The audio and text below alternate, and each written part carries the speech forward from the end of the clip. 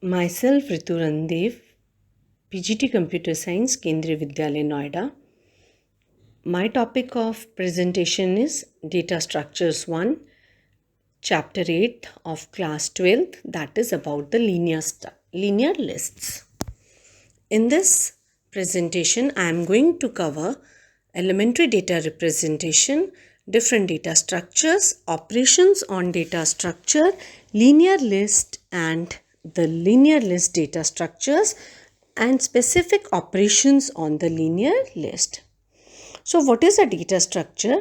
It is a named group of data of different data types which is stored in a specific way and can be processed as a single unit.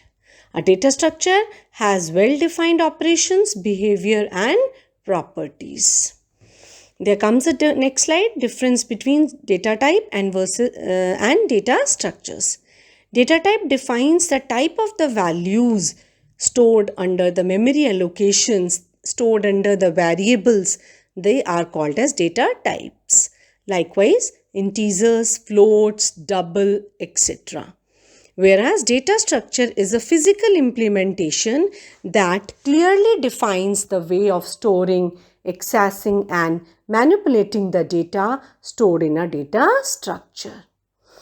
There are different types of data structures: simple data structures and complex data structures.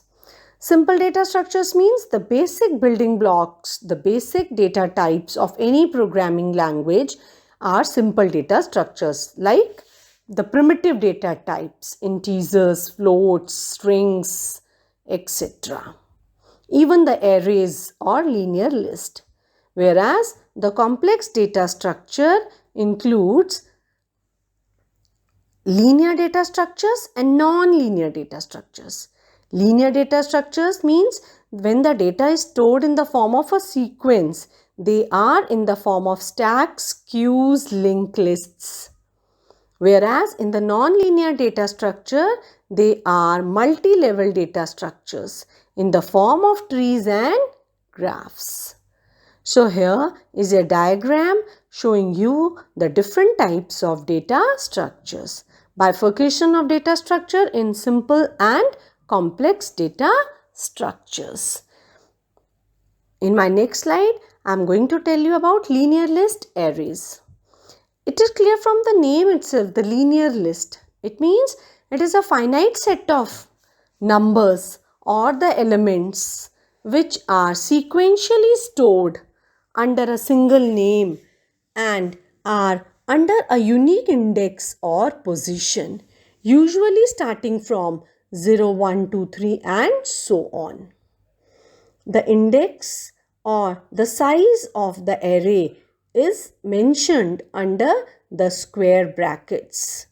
Arrays can be single dimensional or multi-dimensional. In Python, arrays are implemented through the list data type as linear list or through NumPy arrays. This is important.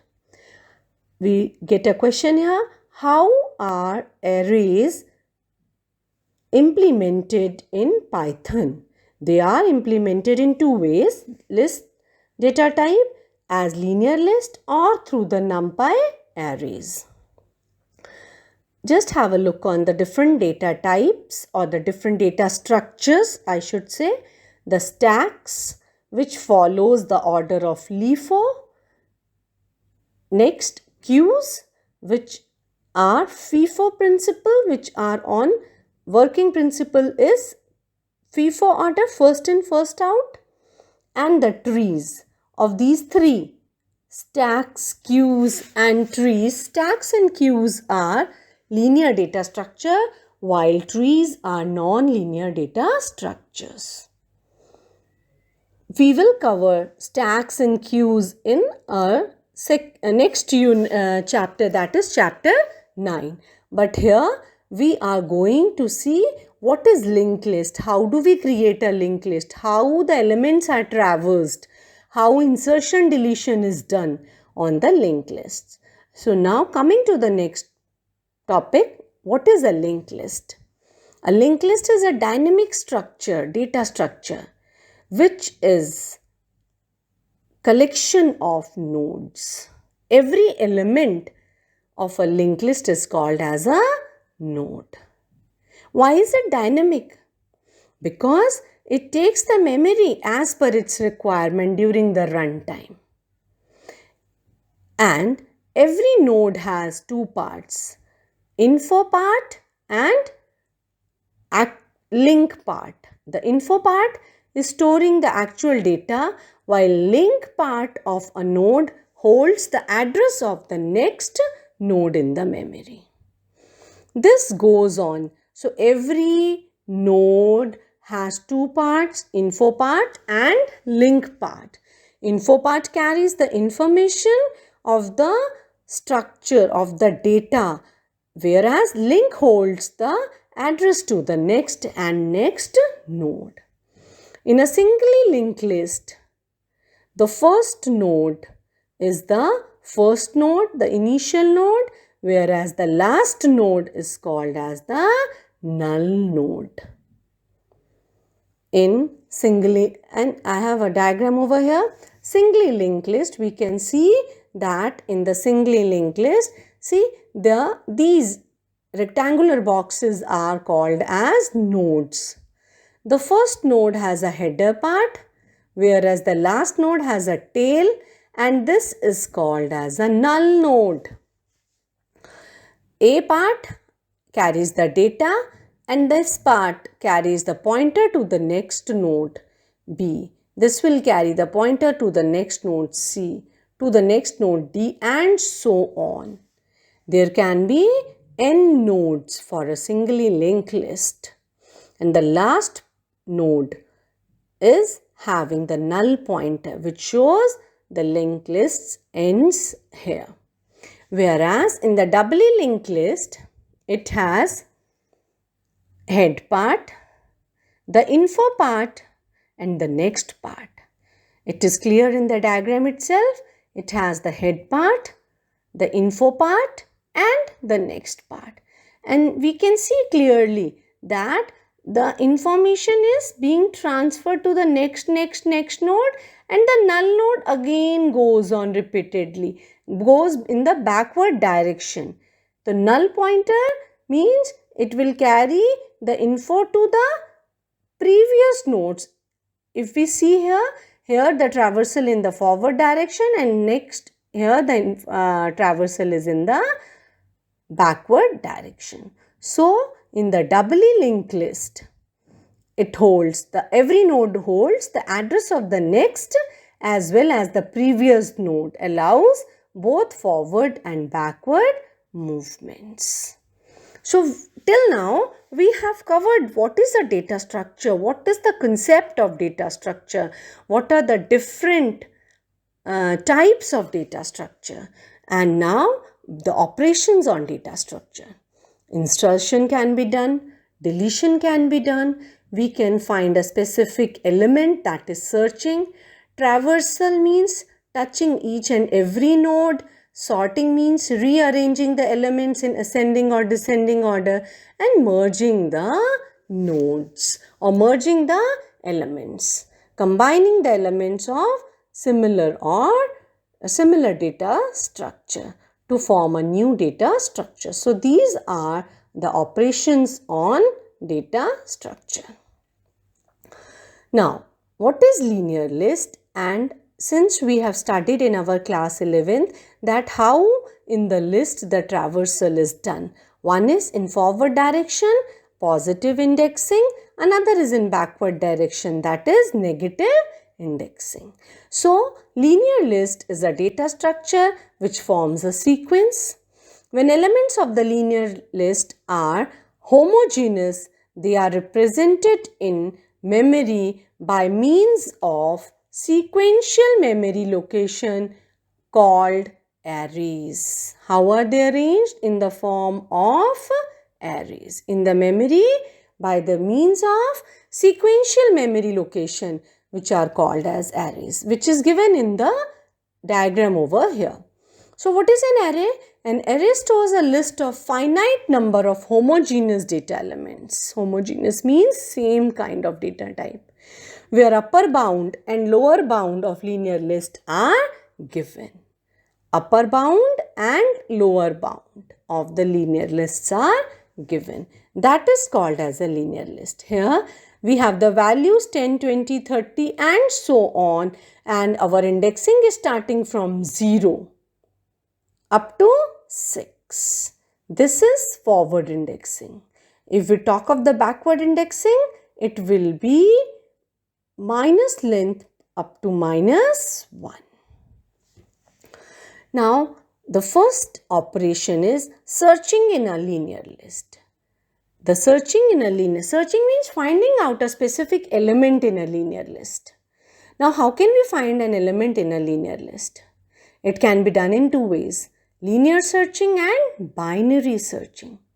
In linear searching, each element is compared with the given element to be searched one by one. This method traverses the linear list sequentially to locate the given item. Say, I have to search a specific element 6 in my list of elements. What I will see? Whether this 6 is in the first position or not, in the next position or not, and so on. Second point, for linear searching, item need not be in any order. It can be performed on random list. Item need not be in any order, means it can be performed on random list. Linear search is possible or good for small lists. Suppose I have 1000 elements and search each element one by one. So its efficiency of the algorithm here becomes poor. So linear searching is most suitable for small lists. Its best case is when the item to be searched is at the first position, while the worst case is that when the item is either not present or at the last. Why is it the worst case? Because we are searching the element from n to n minus 1 position and could not find the element there, though all efforts gone into vain. So the worst case is that when the element is either not present or the element is at the last. Average case means when item is somewhere in the list other than first or last position, means somewhere in the middle. See, I have a list of 1000 elements. Item is neither in the first position nor at the 1000th position, but somewhere between 1 and 1000. So that could be the average case. Next, in my next slide, the linear search. How the linear search can be done. We have taken an array, we have taken a function L search, right? It has a list of elements. If the item is found in the first position, will return true. If not, returns false. It will keep on searching for the item till the last. If the item is found, it will return true, else it will return false. Here is a program, the entire program for entering the elements in the list and searching for the element in the list. Even we can add on the new elements in the list. If the element is found, its index will be returned. If the element is not found, it will return the message not found. So, we have studied that in linear search, the elements are compared one by one, searched, and if it is found, it will return the element. If it is not found, it will return a message that element not found. Binary search. Next is binary search based on the principle of divide and rule. It is based on the principle of search in a dictionary. How do we find the alphabets or the words in a dictionary? What we do is, we take the dictionary, divide the dictionary in two halves. We will open the dictionary in two halves. If I want to search some word starting with P and my dictionary gets open on the page N, starting with the page N, my search will be in right direction now. Why? Because I have opened a page starting with alphabet N and I want to search a word starting with the alphabet P. So my search will be in which direction? Right direction, forward. So binary means we are dividing the list in two halves.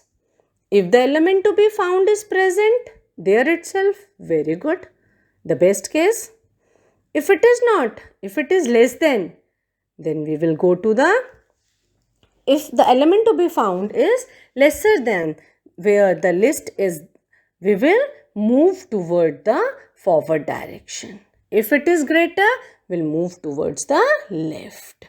So in binary search, one very important thing is that data must be sorted. The list must be sorted in either ascending or descending order. And binary search starts from middle. The formula is mid is lower index plus higher index by 2. If middle value is equal to the search element, the search value which we are searching for, search successful. If it is larger, then search continues towards the left of the middle, otherwise towards the right of the middle. For the data arranged in ascending order and the vice versa for the descending order. So we will say that the binary search takes less time as compared to the linear search, and it can be suggested for the list with large size. Why? Because we are dividing the list and then searching the element. Here a function has been created with the name bsearch. Its two arguments are mylist and item. List is a group of elements. Item is that which is to be found, which is to be searched for. A formula is applied. Mid is equal to low plus high /2 means integer it will return. If it is the mid, if mid is equal to item, it means the item we are searching for is in the middle, then it will return the item. If it is greater than, then -1. If it is less than, then +1 means the same thing as already told. The search will move to left side or right side depending upon the kind of the list. So here the values are taken and they are arranged in ascending order in this example, and the item to be searched is 61. Since what I have entered is 20, 30, 40, 50, 60, the element is not existing. The message will be item not found.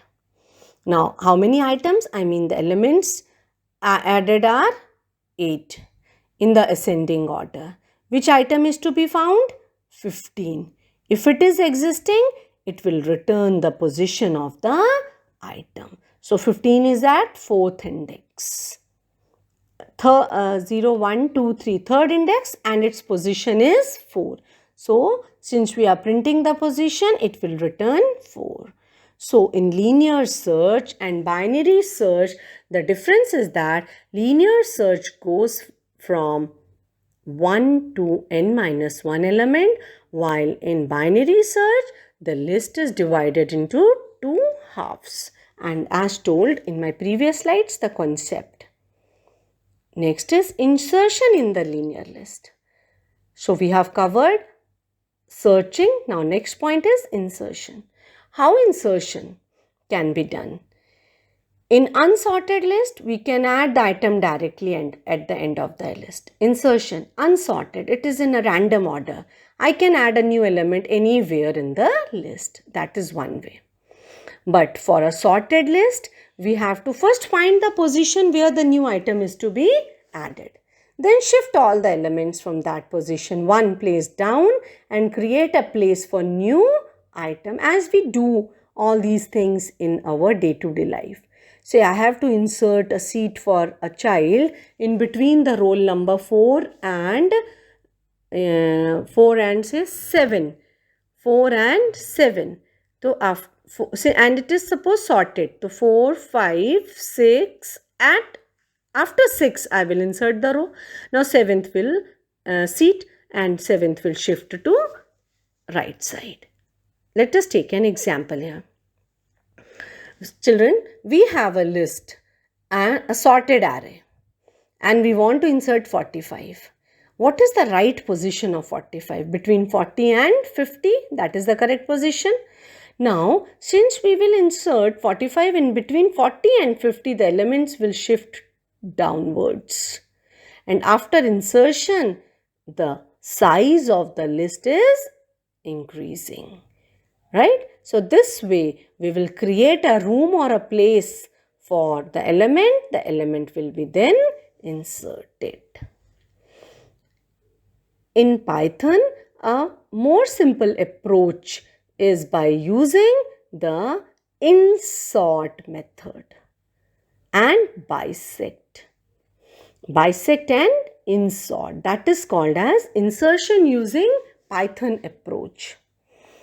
As we can observe, insertion of the new item in a sorted list requires shifting of the elements to make the room, and this is time consuming when the list grows, when the size of the list is big. This takes a lot more time. This can be avoided by using a better approach, by using the modules like bisect. We have bisect.insert. It means in a sorted list. Insert method means in a sorted list, we can insert an item by using bisect. So, the insert function of the bisect module inserts an item in the sorted array, keeping it sorted. Very easy approach. Why? Because we are using the already made functions, not using much of the logic, not simply the functions, the inbuilt function, that is the bisect of the module bisect. So, bisect module offers another function bisect, which returns the appropriate index where the new item can be inserted and to keep the order as it is. So, bisect module will work only on sequence or a linked list arranged in ascending order. This is the limitation of the bisect module, that we can only insert the element in the linked list when it is in ascending order. So, there is a program, import bisect. We have to import this module bisect. There is a array marks having these number of elements. It will print the marks. Now enter the item to be inserted. We have to insert, since our array or list is already sorted. Now we will decide the position and insert the element. That element will get inserted by using bisect module and bisect function or method. Marks.item. This line. Bisect.insert marks.item will insert the given element in an array marks in a sorted order at that index position. So, we can even insert elements in a list either by creating the room or place and then shifting the elements one after the other, in deciding the position where the element is to be inserted, or even we can use it by using the bisect module. So, bisect module works only on ascending order.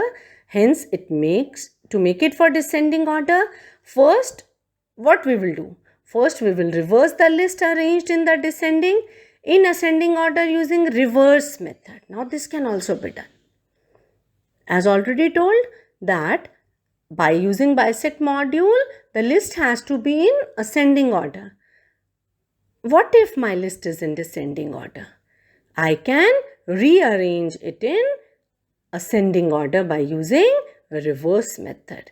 Then perform the insert operation and again reverse the list. So, we have covered insertion and search in list. Next is deletion from the sorted list. Deleting some element. The traditional approach is that What is the traditional approach to delete the element? To delete the item from a sorted list, firstly we have to find out where the element is, I mean the position, by using binary search. Then we will use the delete operation, shift all the items upward. We have seen in insertion the elements are shifted downwards, whereas in deletion the elements or the items are shifted upwards. When in insertion, the list size increases by 1 every time, whereas in deletion it reduces by 1. And the easier way given by Python or in Python is that we can delete the item, which can be handled automatically by Python by shifting or reducing the size. Is we can either use remove function or pop function or del operator. Again, a simpler approach, not using much of the program logic. Why? Because here we are using the built-in functions remove and pop and the del operator. There is a program showing you how the element can be deleted from a list. Another method, the shortest method, in which I have used pop method. Pop is to remove the pop is to remove the element given on a specific position. So it can also be done in two ways. Next is traversal of linear list. Next operation, traversing a linear. Traversing means touching, executing every node one by one and then printing the elements, doubling the list value. I can say that traversal means accessing the all elements of a list one by one. It is called as traversal. So here is an example showing you how the list can be traversed and how the elements can be doubled. How the elements can be doubled is given here, and how the elements can be traversed. Traversal requires the for loop or any other loop, and we will read each and every element and then print the element. Next operation is sorting the linear list. Sorting means rearranging in ascending or descending order. There are different kinds of sorts in data structure. They are bubble sort, selection sort, insertion sort, shell sort, quick sort, heap sort, merge sort, etc. But in our syllabus, we are covering bubble sort and insertion sort. Next topic is list comprehensions.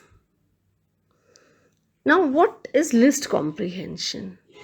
List comprehension is a shorthand for list creating for loop in the form of a single statement.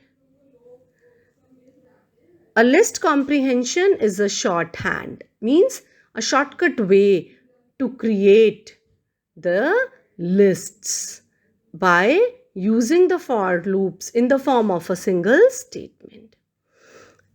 Since we have already studied how to create a list and how to traverse the elements, another method of creating a list is list comprehension. We define it as a list comprehension is the shorthand for list creating for loop in the form of a single statement.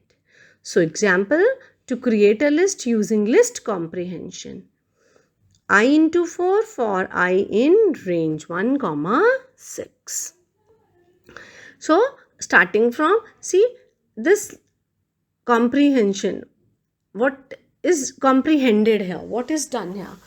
That it is a one-line statement in which we are using the multiples of the 4 will be created. For that, we are using a one-line statement called as list comprehension. There are certain examples, certain programs given. We can run them, we can for list comprehension and then see the output. List comprehension for nested for loops. This way, comprehension can be done for nested loops. One loop within another loop. For I in and in the square brackets, the range of the values and in the next. That can also be summarized in two-line statement. One-line statement is list comprehension. Advantages of list comprehension: code reduction. A code of 3 or more lines gets reduced to a single line. Faster code procession. How?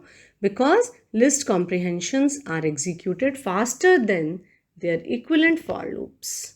Why? Because Python allocates the list memory before adding the element to it instead of having to resize on runtime.